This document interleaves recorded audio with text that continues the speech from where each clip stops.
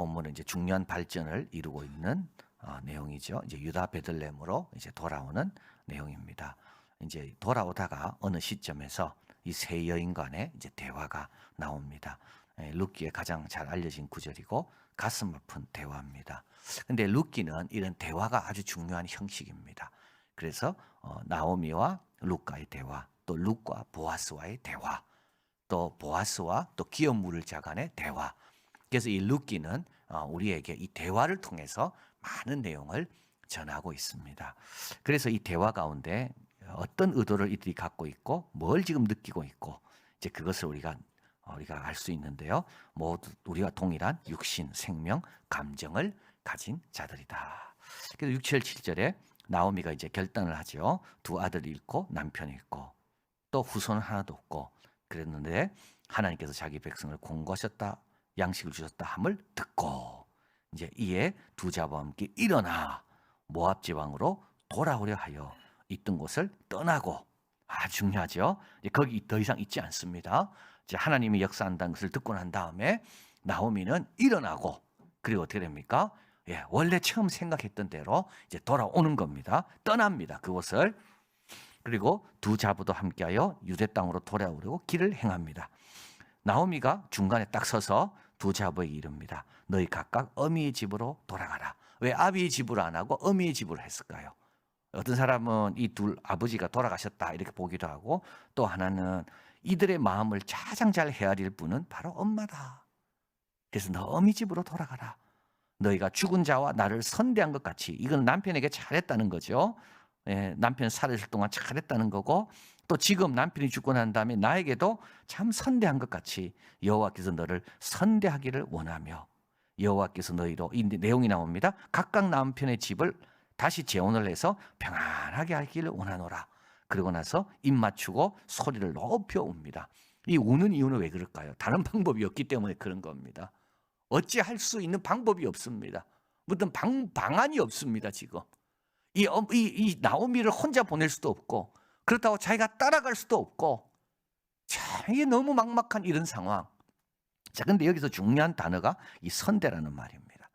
너희가 남편에게 선대했고 나에게 선대했고 그것처럼 하나님도 너희에게 선대하기를 원한다. 이 선대라는 말은 헤세드입니다.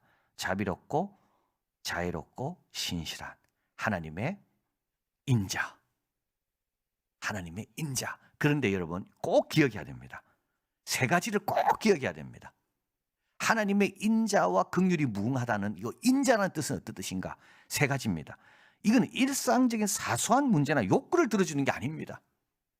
이런 사소한 문제를 가지고 하나님의 인자가 나한테 임했다 그런 게 아닙니다.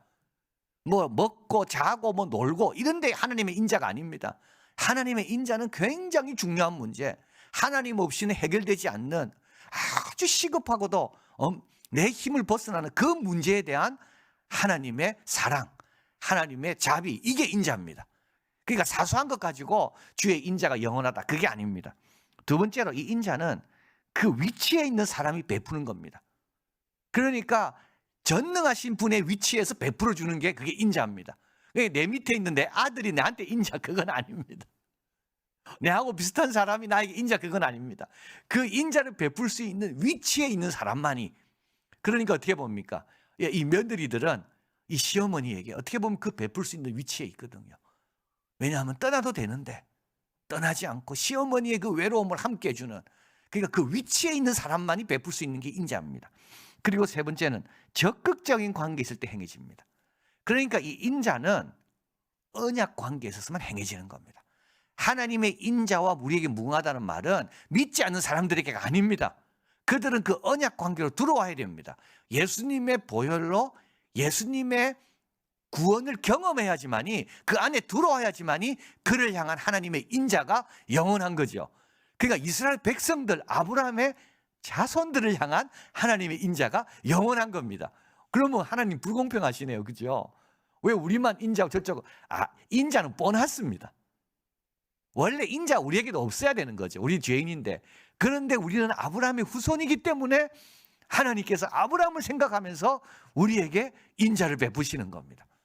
그러니까 여러분, 이게요, 우리가 이 안에 있다는 게 얼마나 얼마나 큰 것이고 중요한지 모릅니다.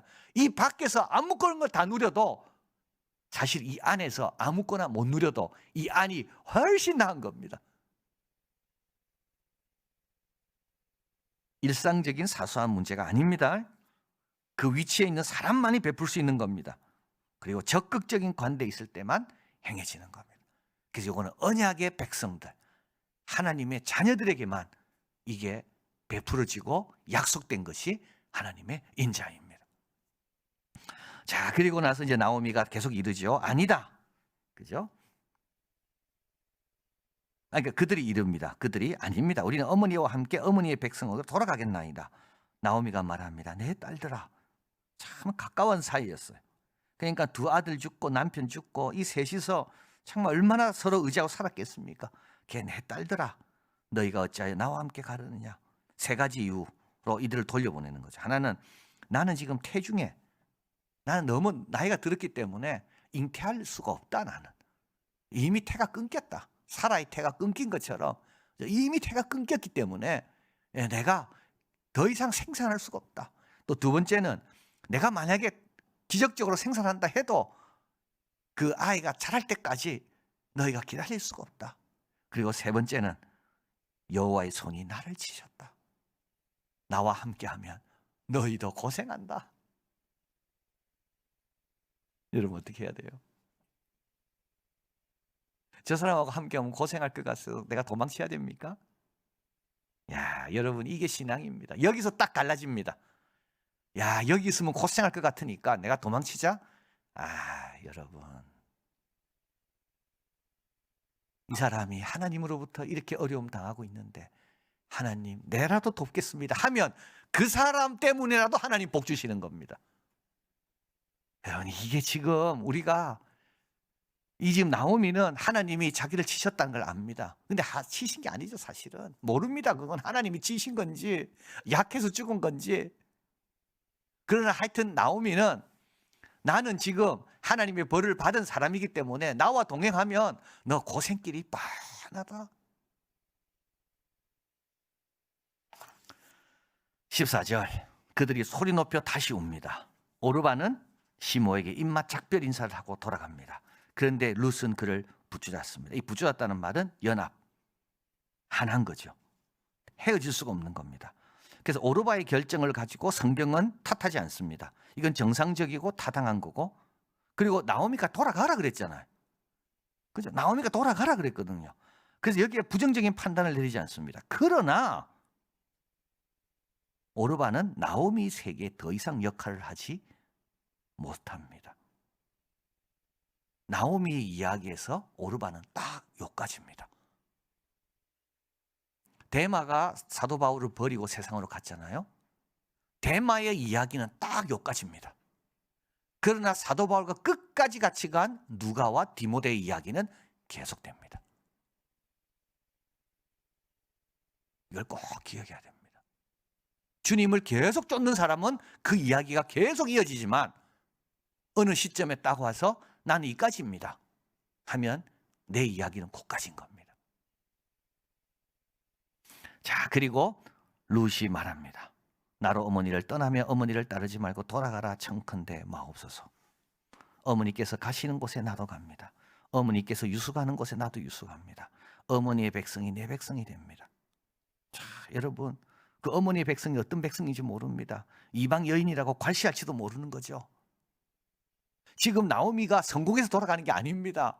그 백성이 초대해서 간 게 아닙니다. 지금 나오미는 다 실패해가지고 지금 나오미도 그 가면 멸시받을 건데 이 이방 여인은 얼마나 멸시를 받겠습니까? 그런데도 상관하지 않습니다. 어머니의 백성이 내 백성입니다.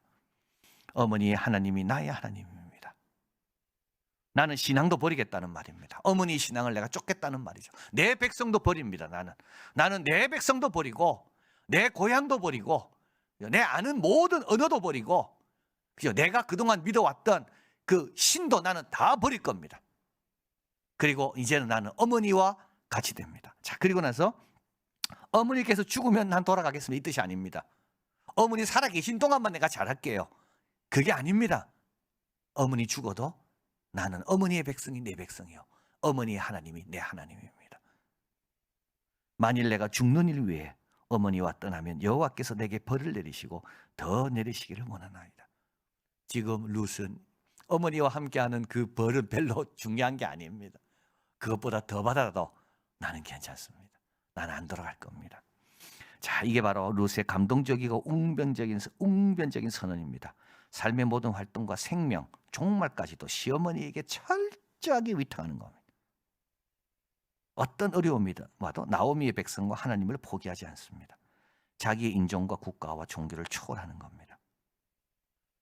여러분, 그래서 룻이 예수님의 족보에 오른 겁니다. 그냥 오른 게 아닙니다.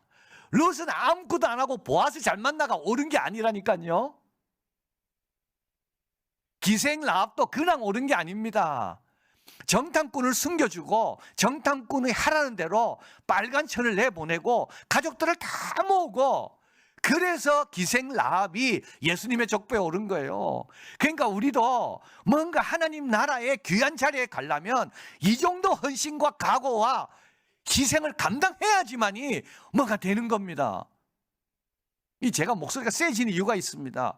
이젠 가로막이 있어가지고 이 심리적으로 굉장히 지금 부담스럽습니다. 오늘 새벽도 제가 왜 그렇게 과음을 질렀는지, 지금 이게 마이크로 나가는데도 익숙해지겠죠.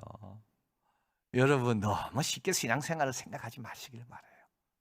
면류관을 너무 가볍게 생각하지 마시길 바랍니다. 룻이 예수님의 족보에 오른 것은 룻의 이 고백입니다.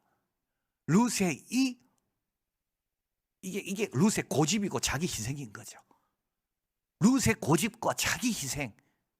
그래서 그 족보에 오를 만한 겁니다. 아브라함보다 더 특별하다고 이야기합니다. 왜냐? 아브라함도 본토 친척 아베 집을 떠났습니다. 그러나 아브라함은 계시를 받고 떠났습니다. 아브라함은 약속을 갖고 떠났습니다. 너를 축복하는 자에게 축복하고 너를 저주한 저주한. 그 아브라함이 떠나는 것도 굉장한 거였는데, 이 룻은 아브라함보다 아무 약속도 없습니다. 아무 축복도 없습니다.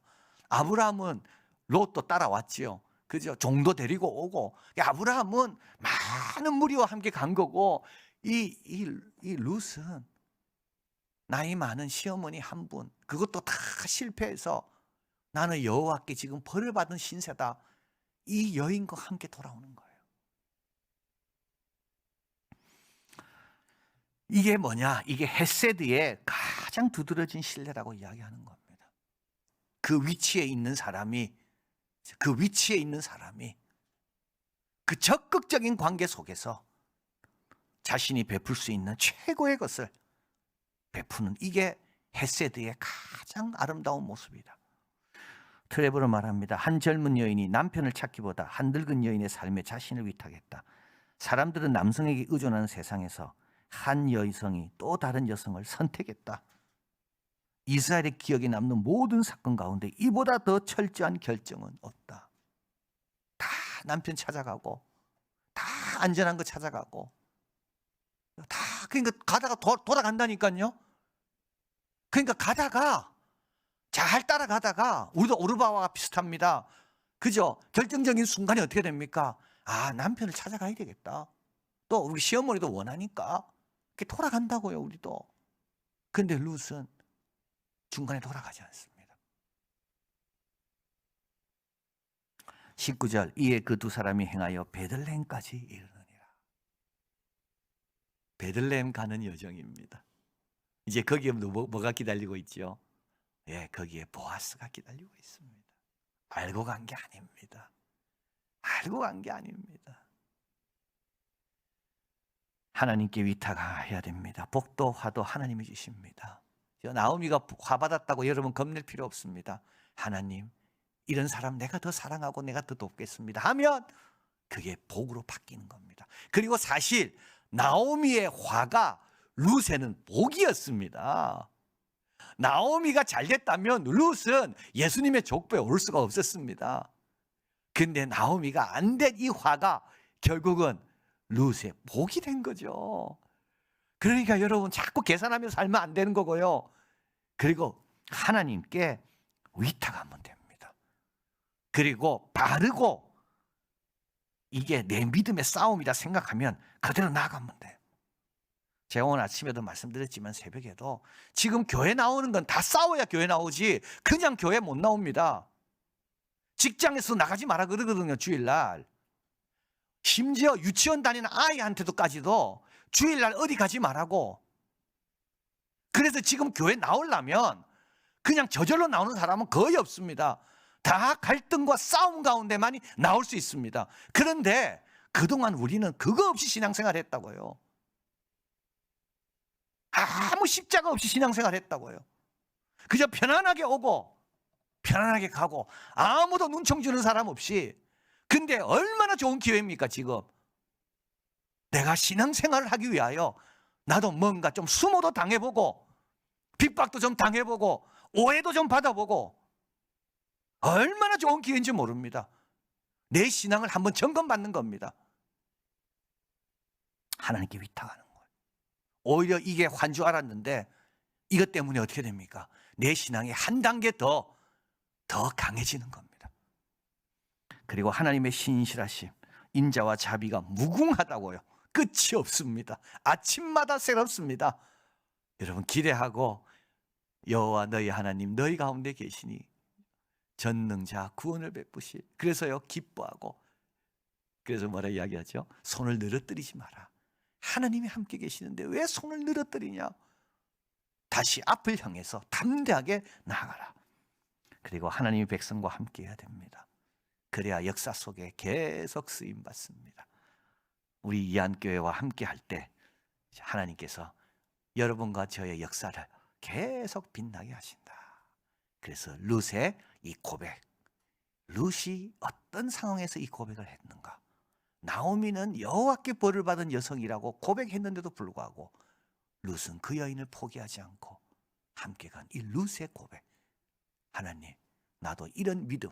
그래서 예수님의 족보에 오르기에 부족함이 없는 그 믿음. 이런 믿음으로 나아가는 우리가 되길 바랍니다.